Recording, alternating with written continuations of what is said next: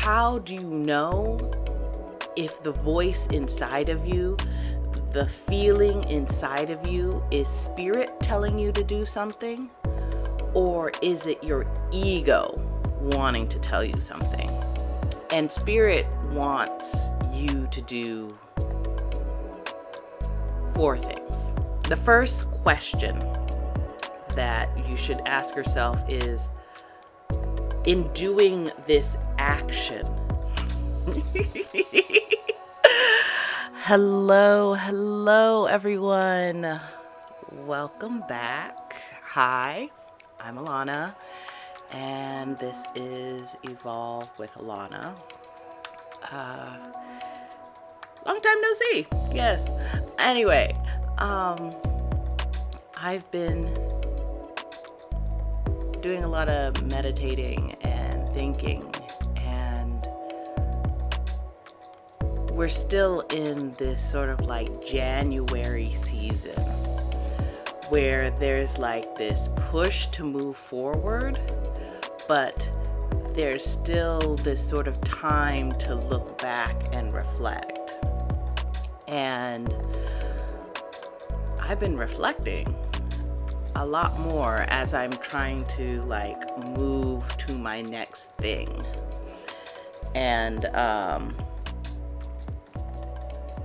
so I ran across a couple of YouTube videos recently, and I thought they were really interesting because it was something that I had really wanted to talk about.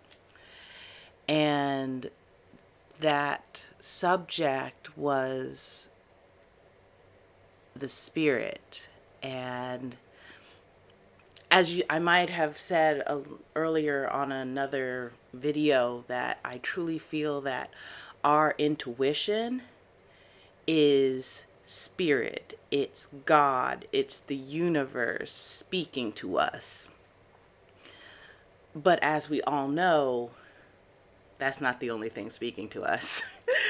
What's also speaking to us is what Carl Jung calls the ego, the sense of identity. And, you know, when the ego gets involved, a whole lot of BS can happen. And when I was first getting into this sort of personal development journey, and I first started seeing all of these different videos about, you know, doing what you want to do and doing what's true to you. And there was a very easy question that sort of like came to me. And that question was, how do you know if the voice inside of you, the feeling inside of you, is spirit telling you to do something? Or is it your ego wanting to tell you something? And I sort of sat on it and sort of like a good little Virgo researched what ego is again and reacquainted myself with Carl Jung. And what I seem to come up with is that ego wants you to feel so self-important that it's the part of you that you want to be perceived in the world. It's the part of you that wants to be defined. Like, I am a doctor, or I am a success, or I am the cool girl. It's those definitions that it rules. It says you have to be a defined way, where spirit is just being. And we've been brainwashed we've been trained, let's say trained. We have been trained out of just being with as spirit, just being, just living this life. Even as a child, very early in school, we're asked, what are we going to be when you grow up? Labels are put on to us, and we take on labels, trying to fulfill our expectations of those labels. I'm a smart student, therefore I get A's. So now A's are the standard. I'm a fun person, therefore I do goofy things around my friends to make them laugh and be accepted. But as we get older, other labels and more complicated relationships come into play. Being fun becomes more than just making your friends laugh. Being smart can turn into being ruthless and always right. So when we come into this space of personal development, it can be really confusing.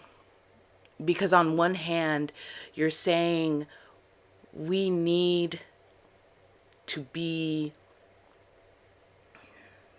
that we need to do what we want.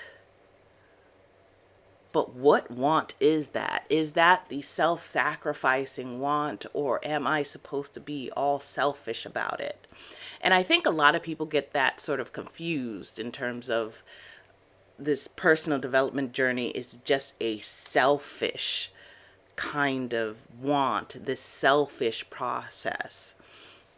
When in actuality, it's actually a human process, a humane process, a process that benefits the whole. Because you're looking to spirit, and spirit wants you to do 4 things. Spirit wants you to connect. Spirit wants you to contribute. Spirit wants you to cultivate, to plant seeds and grow, and wants you to be part of a bigger whole.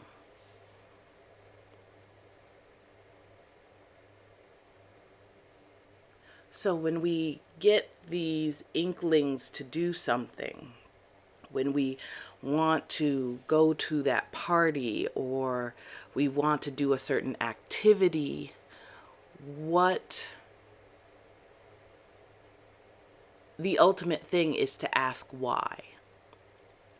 Why do we want to do these things? Do we want to connect? Do we want to cultivate? Do we want to be part of a bigger whole? It's a party, y'all. It's a party, and you're like, yeah, of course, that's what I want to do. But here's the thing. Yes, a party can do all of those things. But is there something else needling at you? What is actually telling you that you're cultivating and you're doing all those things? Knowing that you are on this journey, this personal development journey, this spiritual journey with spirit.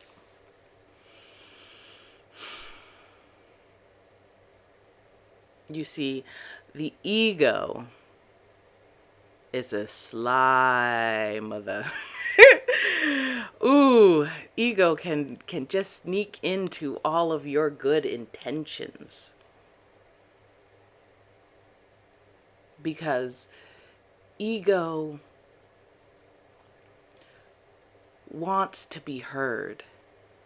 Ego gives you a sense of self-importance. Ego always wants you to prove your self-importance. It's not that you can just be, but ego wants you to prove it. So taking that look at the party, are you going to the party to prove that you can connect with someone? Are you going to the party to prove that you're a cool, fun person?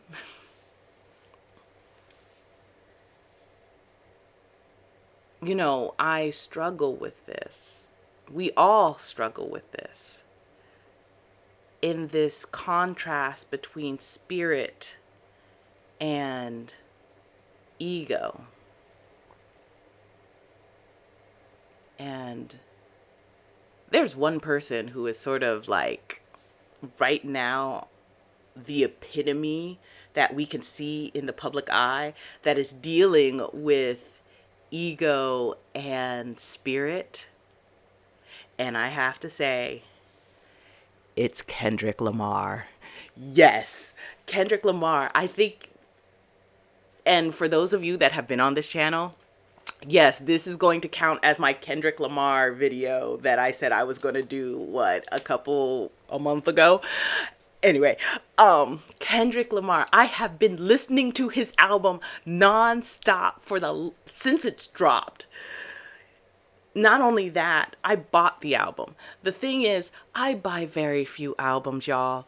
In the last 10 years, I've maybe bought like 2 or 3 albums. In my entire collection, like when I say collection, I mean including from like high school, I maybe have 10, maybe 15 albums that I have physically bought the whole album for. So for me to buy a Kendrick Lamar album, I'm like, it's a lot. I really love his album.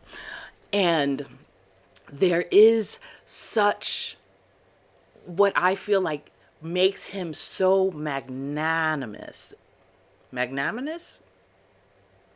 Let me choose another word. Magnetic. What makes him so magnetic? Why people are drawn to his music is that in his music, he's actually showing that struggle between spirit and ego, between the divine and the physical. And it's a constant struggle, and you see that on there. You see when his ego takes the better of him, but you also see the struggle to keep the spirit. And watching that interplay, that juxtaposition is fascinating. A lot of the music that I listen to, and even where I've chosen to live, is the juxtaposition between the two, between two things that you feel don't belong together. Like, for example, I live in New York City. Hi, y'all, I'm in New York. But where I live, where I've always chosen to live, are places where plants grow, where there's always wildlife. And I know people are like, look, in New York City, there's wildlife. Believe me, when I first came here, I didn't believe so either. And I have seen so much wildlife here in New York City. Yes, you get the rats and you have the raccoons, but I've seen groundhogs, I've seen fish, I've seen deer, I've seen birds and birds chirping and beautiful plants growing on the grates of dilapidated buildings, vines creeping up rusted walls, rusted grates and grids. That juxtaposition between metal deteriorating and stone with the softness and vibrancy of plants and greenery reaching for the sun.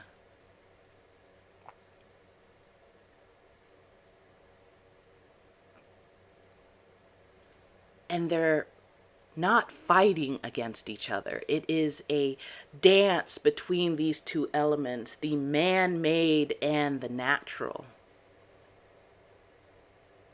And we can see this man-made versus the natural, this dance between the two, just like you would see the ego with the spiritual.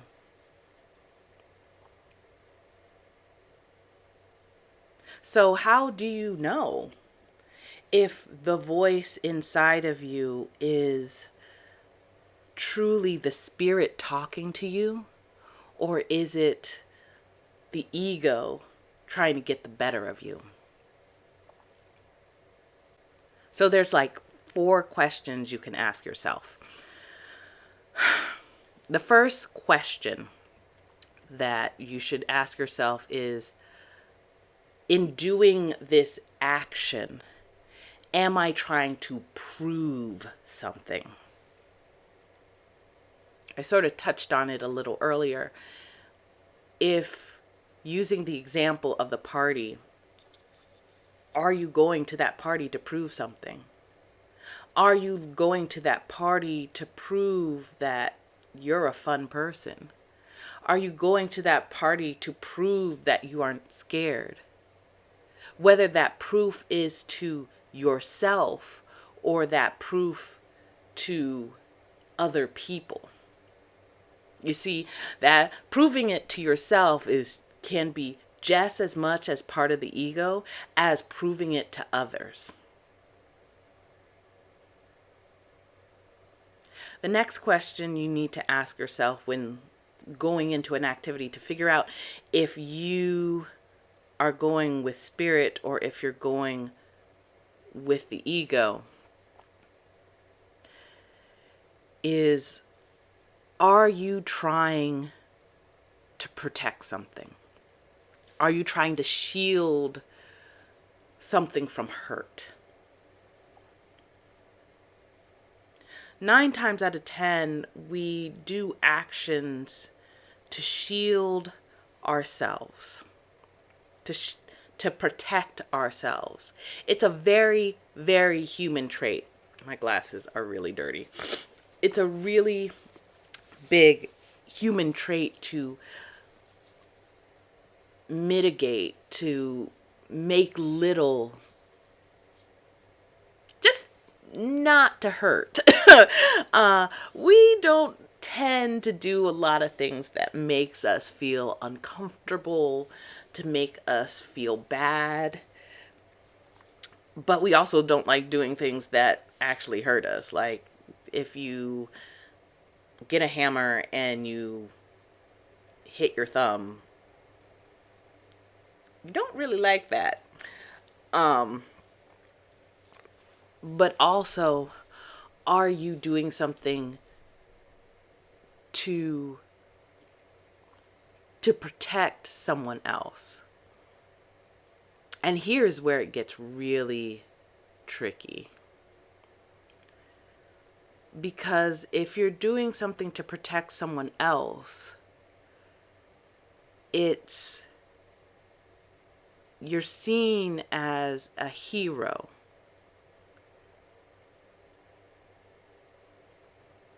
And, the background on protecting somebody else is, are you looking to be called a hero to protect someone else?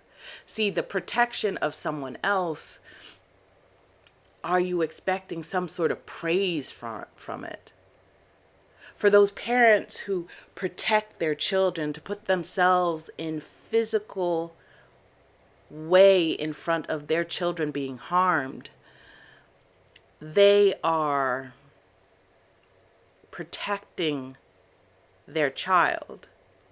But if they feel like by protecting their child, they're going to get something out of it, that they are going to be praised in some way, that they're going to get something out of protecting their child other than just protecting their child. That's the difference. If you feel like you're going to get praise from like your other spouse or praise from other parents just because you're doing that basic thing, that's where we have to check that ego's coming into play, other than just the love of your child. The third question you have to sort of pose to see if the action that you're taking is ego is, are you trying to please someone? I just heard every people pleaser out there go, oh shit. It is pleasing someone else, doing things out of obligation, doing things because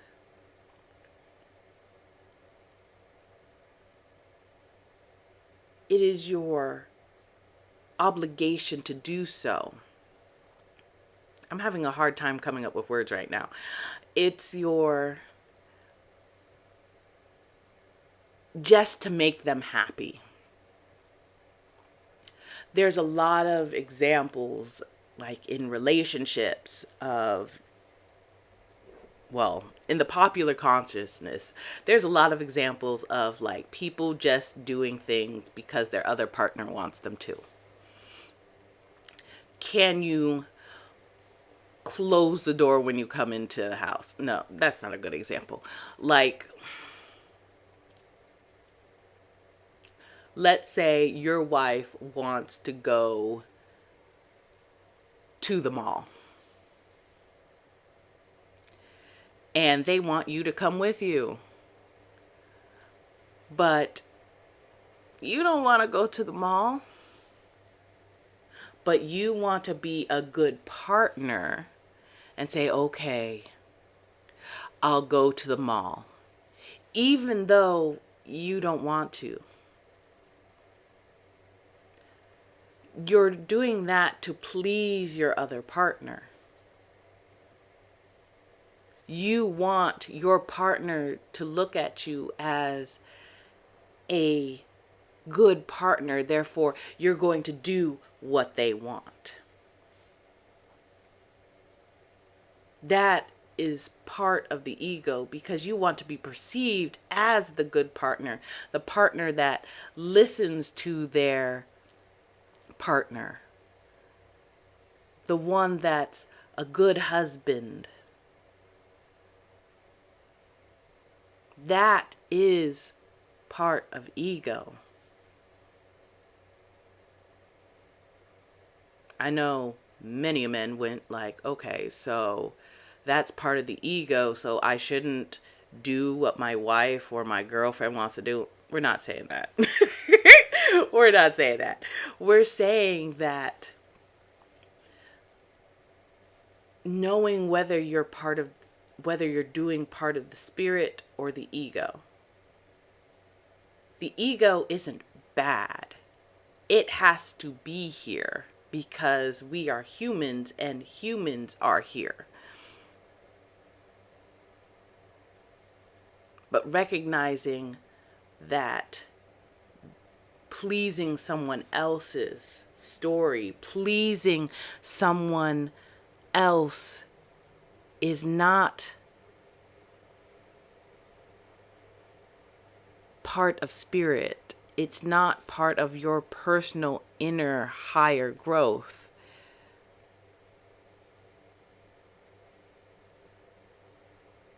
It is a conversation with another being to see you in that way. I might be going around in a circle on this. So we're going to go to the next question that you need to ask yourself. And the final one. And the one that I definitely get hooked on. The last question you need to ask yourself when doing activities is, am I striving for perfection? See, perfection doesn't exist. It doesn't exist, especially in this human reality. Right now, I could tell you it doesn't exist in this human reality. Like this thing right here. This thing fell. And I had it hung up, and it fell a couple days ago. And it's because all of a sudden this is made out of wood. And all of a sudden, out of nowhere, the wood started warping. So though it looks straight, the whole frame sort of wibble wobbled. And it doesn't want to hang on anything right now, which makes me very sad. Mind you, I did do what I was supposed to. I brought it into my house. I let it set for 10 days to get it acclimated before I hung it up. But it still decided to do that. So there isn't perfection. Perfection is not possible.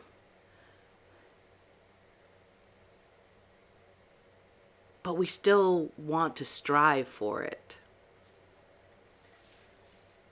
And once again, striving for perfection is something that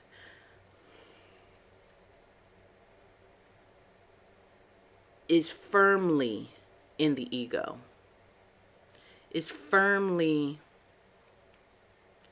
wanting the ego to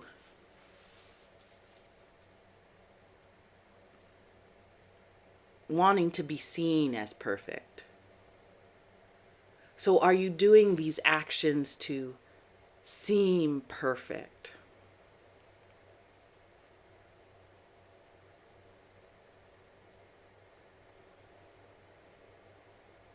So when you go out in the world, ask those 4 questions. Am I trying to prove something? Am I trying to protect something? Am I trying to please something or someone? Or am I trying to be perfect?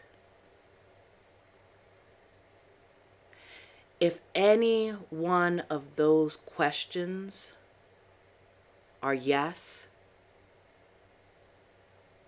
you have the ego in play.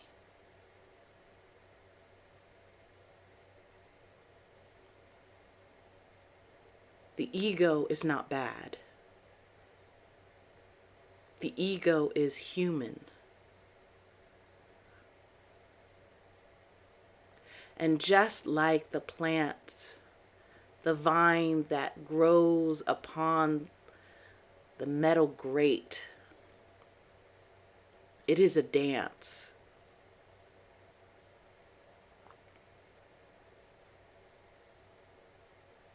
You can have ego and spirit.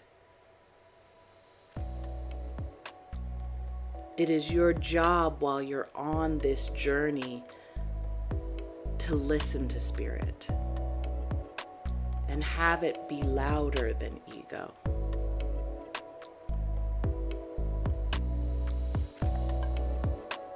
I hope you like this video, and I hope I see you next time. Bye.